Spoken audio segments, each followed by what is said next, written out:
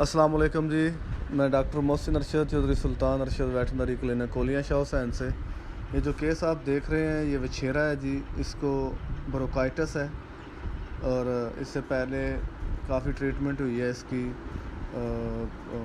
तकरीबन 15 दिन चलती रही है और इसको कोई फ़र्क नहीं पड़ रहा था और ये मज़ीद बीमार होता जा रहा था और खाना पीना भी इसने छोड़ दिया है। इसकी ट्रीटमेंट हमने रिकमेंड करवाई है, पेनिसिलिन इंजेक्शन और ड्रिप करवाई है हमने इसकी रिकमेंड। अल्हम्दुलिल्लाह इसकी ट्रीटमेंट की है, अब ये ठीक हो जाएगा।